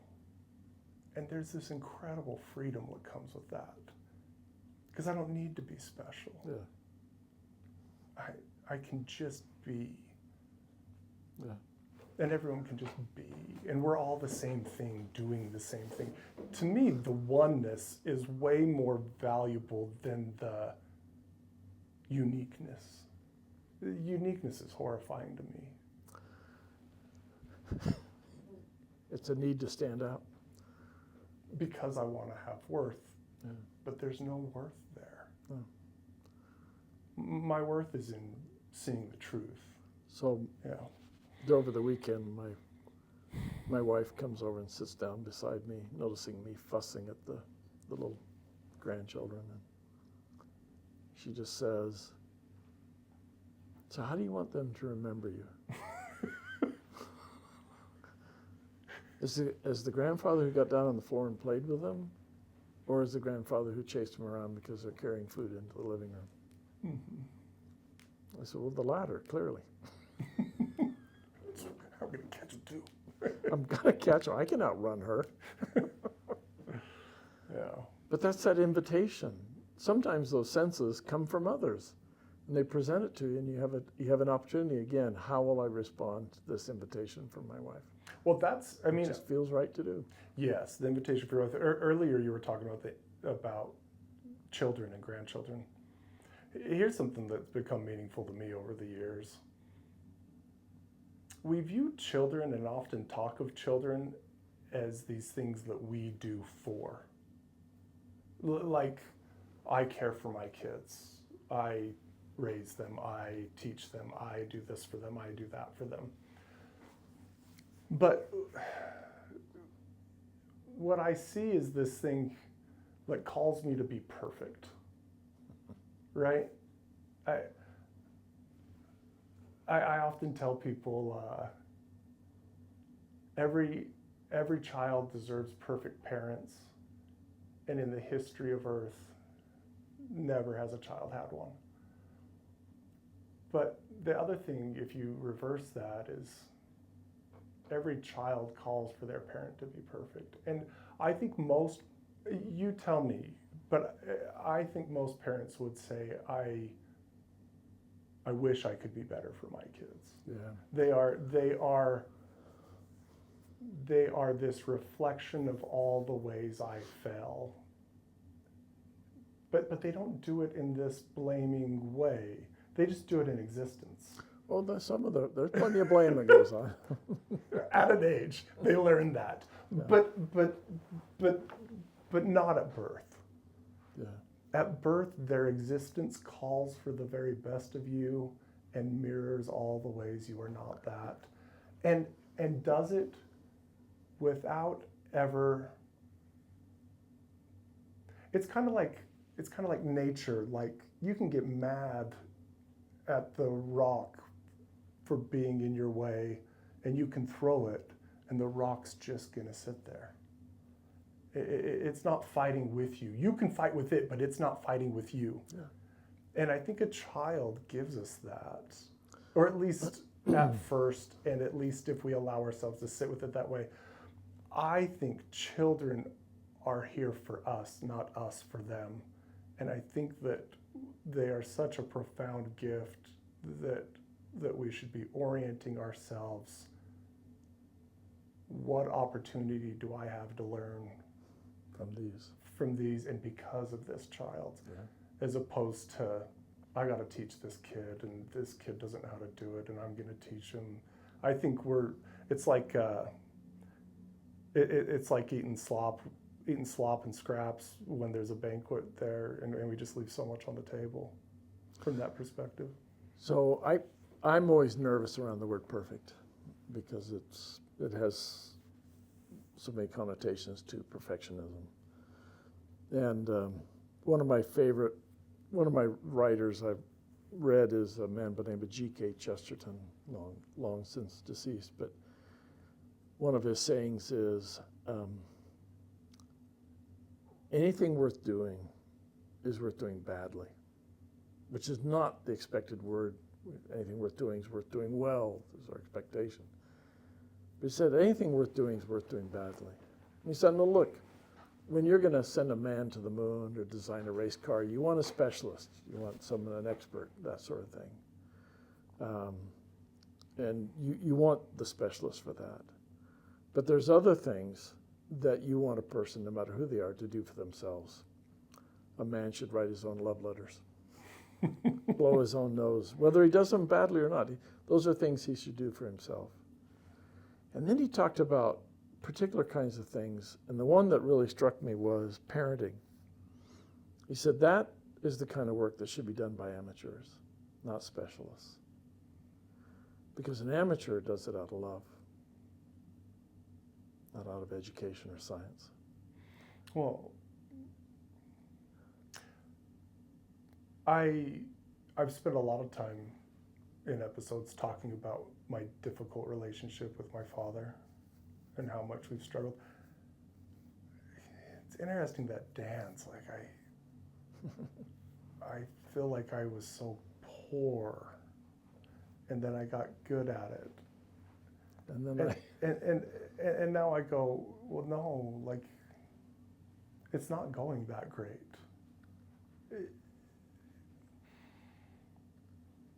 But the big shift is not he did this to me or I did this to him, which was movement for me. Yeah. It was good movement. That's good movement. For me to go, oh, I did this to him. We did this together. Yeah. And the minute I get into we did this together, the only place left to step, the only place left to go is what now? What do I want to do together now? Yeah, that idea of complicity, co-responsibility is powerful. Now, look, I think there's a point where when you're looking at the very young and they're not yet accountable, you have to have a different discussion. But in terms of adult children to adult parents, maybe even late teens, Or even just adult relationships. yeah, they're peers anymore. There's not that much difference between us. I think if you haven't become a peer, you tell me what you think of this. If you haven't become a peer with your adult children, then something's gone horribly wrong. Yeah, you're still trying to fix. I think you're still trying to fix them and make them turn out in a certain way, or get rid of problems Fix for yourself, you. work out something inside you. Yeah. Yeah. Well, we had one topic. I think we've gone a couple hours. I don't know what time it is. Oh, we've gone. Two. Okay. It's been 2 hours. 2 hours. Do you want to wrap it up, or do you want to talk about agency and freedom, or should we save it for next time? We can say we could throw out a teaser. Teaser? Okay, I like it. What's difficult about agency and freedom? Defining and discussing that. Well, one, it's often defined individualistically. Okay, well, how does that create a problem? Because I think agency is relational. It's something that exists in relationships. You know, I have this agency about how I'm going to be with other humans, right? Mm-hmm. Will I be afraid of them and a coward, or will I, reach out to meet them and greet them and do what I can to be helpful? And a thought just jumps in my mind that my belief is that it's inescapable. Meaning that choice and freedom only exists in relationships. And so if we think about it in terms of me,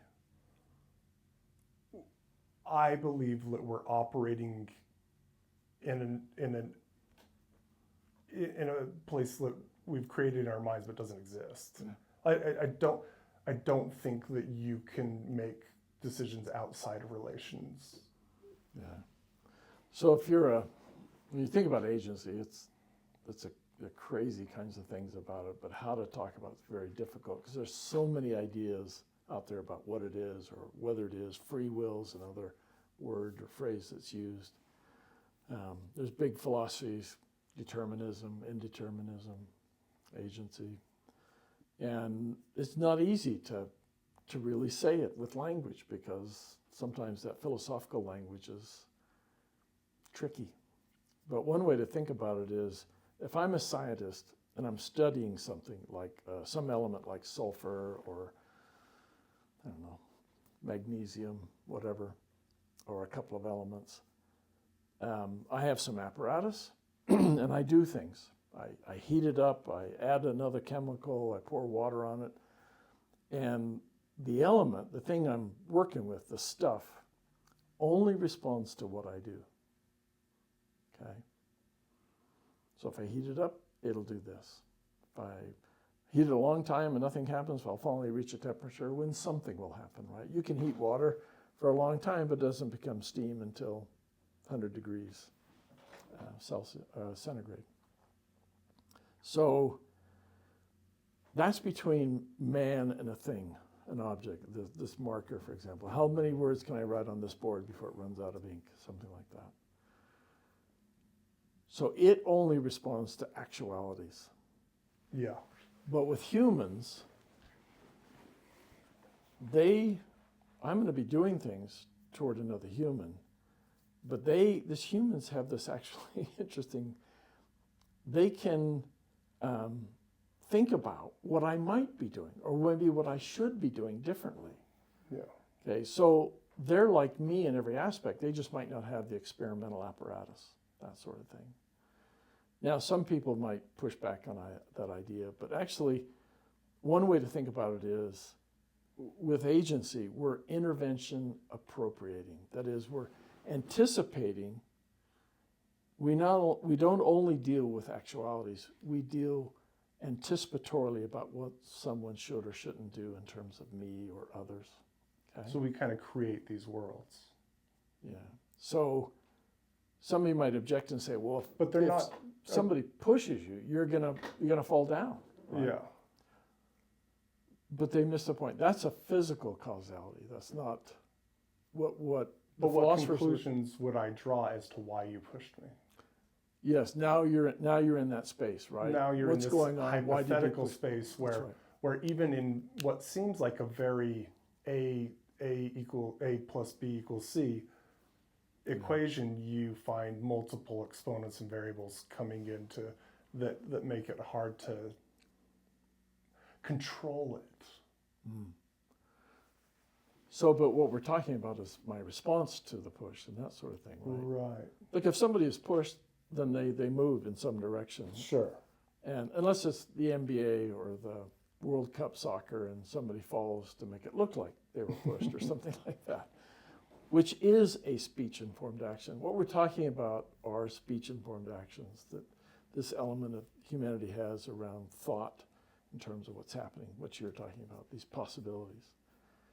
So we humans deal in terms of possibles, not merely actualities. So if you push me, I'm going to be wondering, how come? What's behind that? What's going on? And I think I've told this story before. I knew a man in New York when I was going to school there, and he talked about, one day he talked about going to he belonged to a fancy country club in Westchester County, New York, and he needed new golf shoes. So he went and bought a brand new pair. In those days, this is 72, 73, leather golf shoes with spikes and all of that. And he put those on, he's walking out because he's got a tee time. And he goes out the door of the pro shop where he bought this stuff, and somebody runs into him and knocks him on the floor. Well, as they did it, the man actually stepped on his foot with his golf cleats with spikes and poked holes into his brand new pair of leather golf cleats, shoes. And he said, I came up prepared to give this man a tongue lashing and demand that he buy me a new pair of shoes. And I came face to face with Arnold Palmer. Holds the shoe up, and it's signed Arnold Palmer. Yeah, sign my shoe, we're good to go. And he said, yeah, Arnold Palmer stepped on my foot. So notice that I'm assigning the meaning to it. Right. And we're doing that all the time. We do it, I would say, in this sort of automatic context. When you speak, your brain doesn't have to tell your tongue, your vocal cords, your lungs, your mouth, all that doesn't have to tell it how to shape itself to speak. You just know what you want to say and it starts coming out. And all those things come together. Right. I think it's that way with us in terms of we're doing it constantly assessing how I should be treated. Okay, so somebody pushes me or looks at me in a certain way that I already know whether to take offense at that or not. And I'm using my agency in this habituality. Right. So. And so you're talking about choosing how we respond to things. How will I uptake it? Well, Right. here's the craziest quote of all. In terms of what people say or do toward us, short of something physical, okay, if they punch me, I still get to make a decision about that. We never encounter the stimulus directly. All is perception. Right. I had to It wrestle. all goes through a filter, Yeah, it all goes through a filter. which is us, and the Which is way us. we experience. And it's the filter things. I'm being in that moment, because the filter is a living thing and it's me. I'm the filter. Right.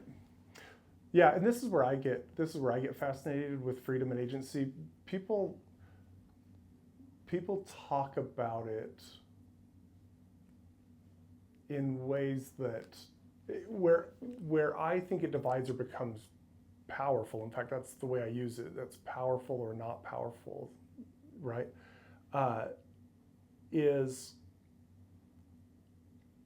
If you talk about a lot of freedoms, I can go anywhere I want, right?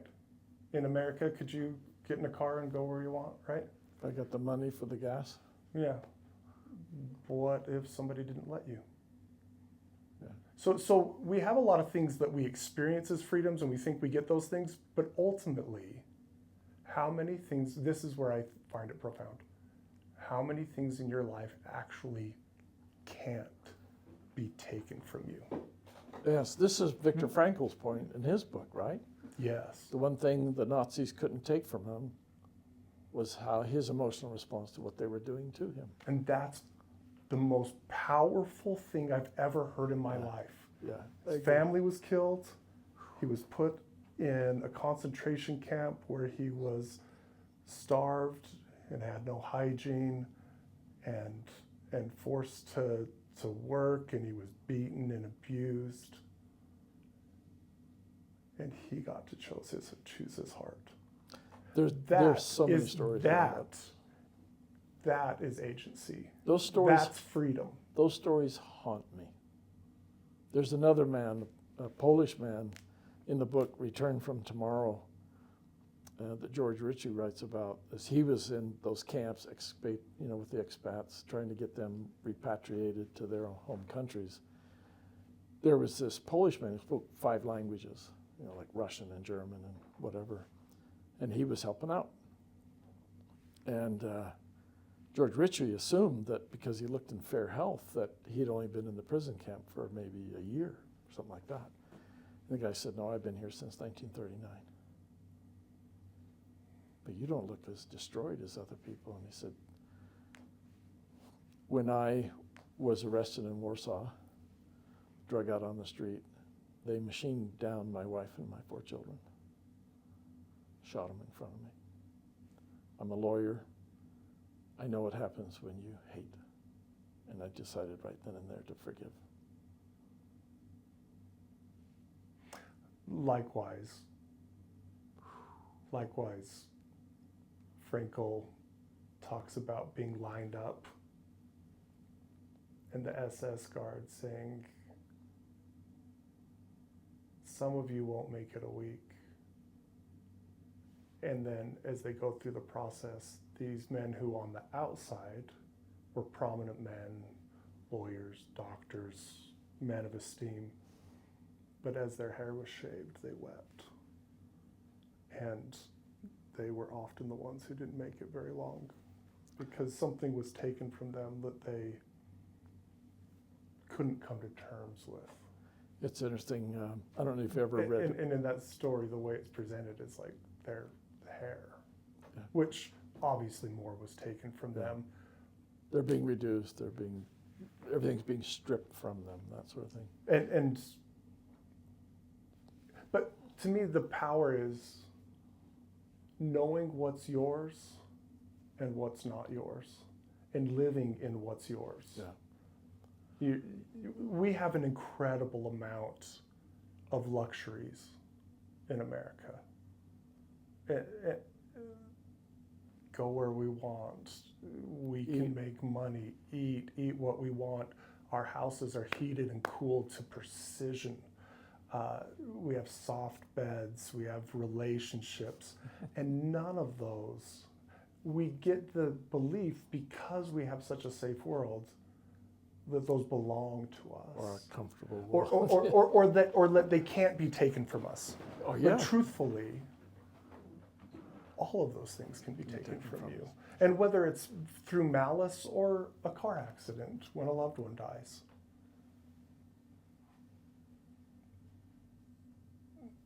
Power is the things that no one can take from you, which is the ability to choose your heart. There was a book written by, I want to say Mary Craig, but I'm not sure. She wrote a book called Blessings. After World War II, she worked with others to bring things to people in the other countries, food, clothing, all those sorts of things, try to help out. And she came to one place and found this woman, they had long trip, arduous trip, they drive there. It's probably Poland, it's probably northern Germany somewhere. She's worn out, maybe it's Holland, and she's exhausted, and a woman comes out, really helpful, and just helps, unload everything and pack it and put it where they need it. And she later learns this was a woman who had been operated on and her organs moved around and given diseases and to test her and test her. Experimented on. And she's this engaging, energetic, gregarious woman. And the woman, at one point in the book, is what is shared as a prayer that was found at the death camp Ravensbrück. Scrap of paper was found in the hand of a child, dead child. They opened up the hand, here was this little scrap of paper, and there's a prayer. And the prayer says, and I'm going to butcher it because I don't have it memorized, but the prayer said, Lord, when you think about all that's happened here, all the wrong that's been done, don't think unforgivingly. Think forgivingly. Think of all the gifts, all the fruits that we have borne because of it. The love, the compassion, the empathy, the tenderness we have with each other. And let our growth be their forgiveness. That's what belongs to us. Yes. That's what no one can take. I can scarce take that in. When I read Man's Search for Meaning, it was a weird moment for me where sometimes I'll have an emotion that I can't put my finger on, but I can feel it. I can't put words to it. And I think the reason I had a hard time putting words to it was because it was an absurd emotion to have. And the emotion I had reading Man's Search for Meaning about Viktor Frankl, who survived a Holocaust with love in his heart, and thinking that suffering was something to be worthy of, a gift. I felt jealousy. And I wasn't jealous that he went through all these awful things, but I think he knew something that I could learn from him a little, but I'll never know what he knows. And I was jealous that to me, he's one of the most profoundly powerful men that lives because he knew what was his. I get to choose my heart. I choose how I'll respond. I even can make choices around how I perceive things because I can learn, I can discover. Oof. Beautiful stuff. More than a tease, but I think that's a good spot maybe. We can come back and be more careful with it. Yeah, maybe come into it with some of these things that we want to share. Talk about it again next time. Thanks, Chris. I really appreciate you. Look, if you want, I'll give you a check for $10,000. I think that you're worth it. But I appreciate that you're willing to just do this with me and dedicate your time and energy and sincerity. And anyway, I want you to know I appreciate it. oh my heavens, these are fun to be with you. I love it because look, what I love about what we do is we don't think exactly alike. But we care enough about people and what we've learned and what we're wrestling through, what we're still trying to figure out. Neither one of us comes across as I've got this all figured out. I mean, there's some things I'm adamant about that I kind of think this is how it is, and I'll make a stand for that, but I'm not going to beat you up with that.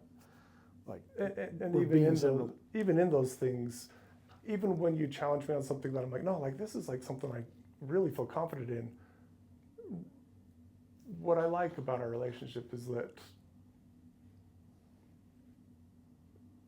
you've taught me that it's really valuable to challenge even my deepest beliefs and to look at them closely and to never fully close the door on something.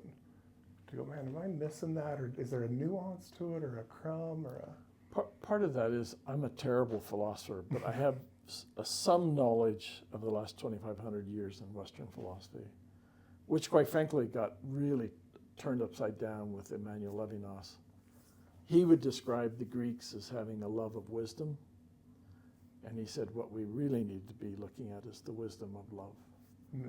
And he just came at it so differently, that in this relational way and not an individualistic way, not in a deterministic way, that he opens up possibilities and for humans to get along with humans, and that's important to me. I value your relationship because it opens up possibilities for me. Yeah. Well, it's the same way. It's interesting when you're not around and somebody asks me about who Carl Tucker is, I'll say he's the only person I know who I can really talk frankly about what I'm trying to do as a therapist, trying to help people with, and he'll challenge me and he'll have me get clearer about something, but he'll actually have the discussion. It's hard for me to find, and maybe that reveals me, but maybe it reveals my colleagues and that sort of thing too.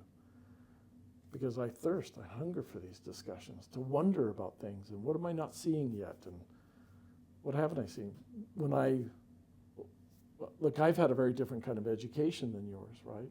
You're largely medical and that, and now psychiatry and that sort of stuff.